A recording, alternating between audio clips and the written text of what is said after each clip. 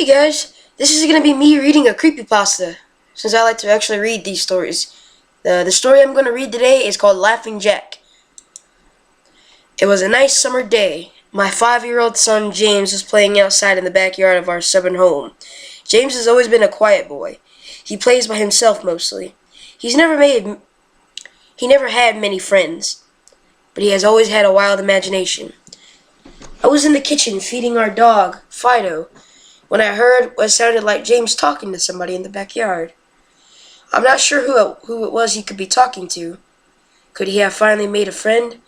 Being a single mom, it's hard to always keep an eye on my son, so I decided to go outside and check on him. When I went to the backyard, I was a bit confused, because James was the only person back there. Was he talking to himself?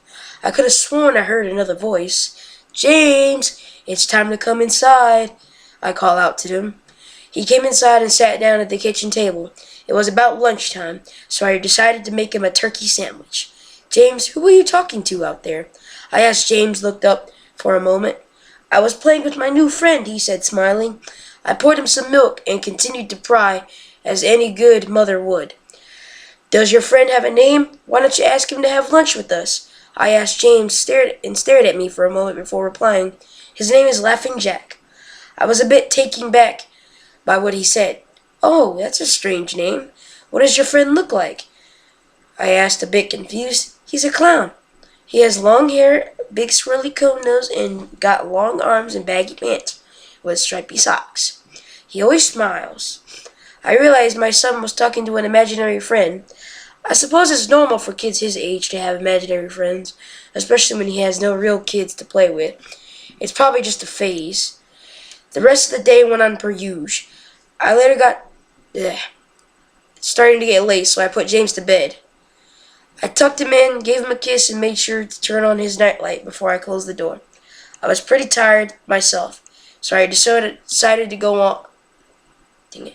Sorry guys, I messed it up. So I decided to go to bed not long after. I had an awful nightmare. It was dark. It was in some run-down amusement park.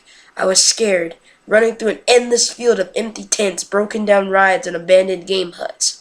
The whole place had a horrible look to it, as if everything was black and white. The prized stuffed animals all hung from nooses in the game huts, all with sick grins stitched on their faces, and it felt like the whole park was looking at me, even though there wasn't another living thing in sight. Then suddenly I began to hear music play. The sounds of Pop Goes the Weasel played on a squeeze box echoed through the park. It was hypnotizing. I followed its tune to the circus tent almost in a trance, unable to stop my legs from moving forward. It was pitch black. The only light came from a single spotlight shining on the center of the big top. As I walked towards the light, the music slowed down, and I found myself singing along, unable to stop. All around the berry bush, the monkey chased the weasel. The monkey threw the twas all of fun. The music stopped right before its climax, and suddenly the lights shut on, and the intensity of light was practically blinding. All I could see was a small dark silhouette shuffling towards me.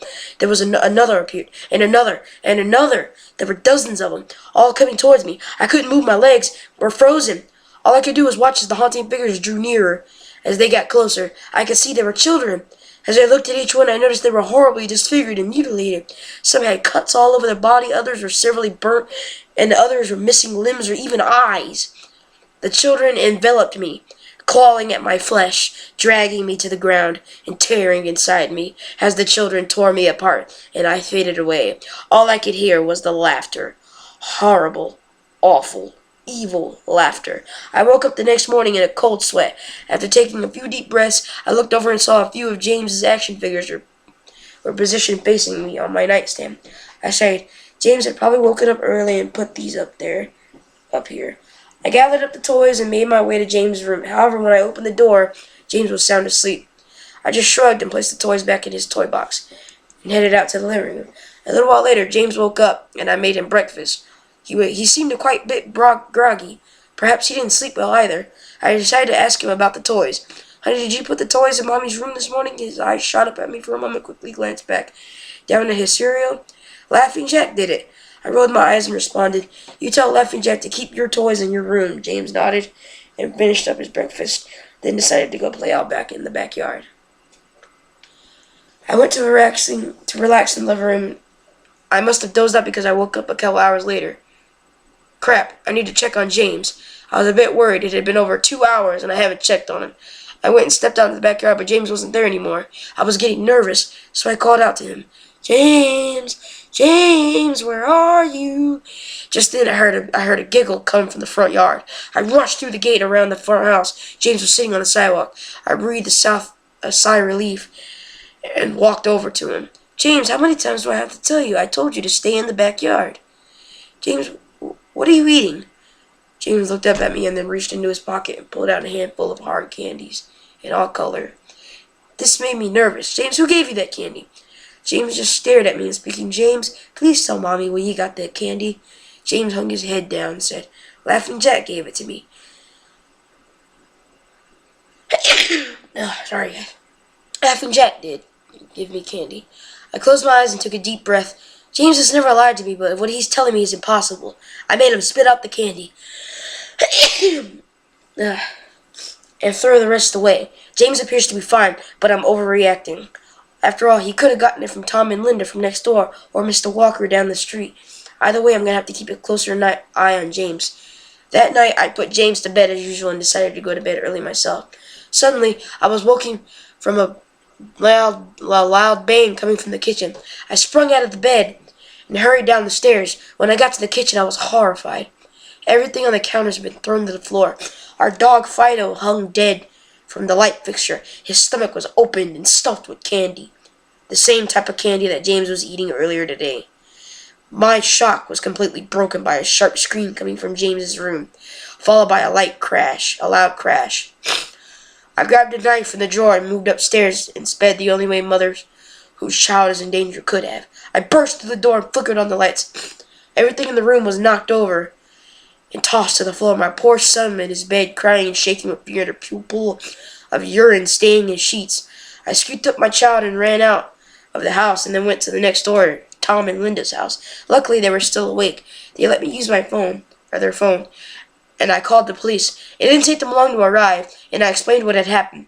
They looked at me as if I was crazy. They searched the house, but all they found was the dead dog and 2 trashed rooms. The officer told me somebody had probably gotten in the house and done this right before making a quick escape.